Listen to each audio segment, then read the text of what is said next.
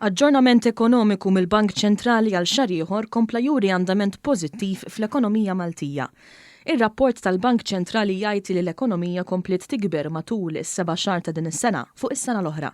L-aġġornament ekonomiku inkluda ċifri dwar il-moratorju fuq ħlasijiet lura ta' self offrut mill-banek minħabba l-pandemija.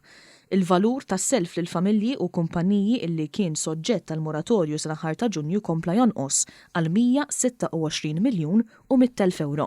Dan ifisser li anqas familji u sidin ta' negozji ġew bżonn moratorju fuq is-self illi kellhom.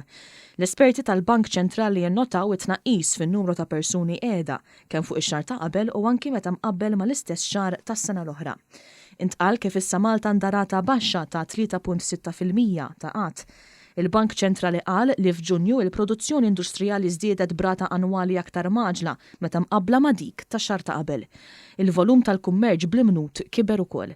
F'Lulju imbagħad it-tranzazzjonijiet tal-proprjetà residenzjali baqgħu sinifikanti fejn l-ammont ta' kuntratti finali żdied fuq bażi annwali. Ir-rata ta' inflazzjoni, jiġifieri iż-żieda fil-prezzijiet tal-prodotti, kienet l-istess bħal dik ta' Mejju u laħqet id-0.2%.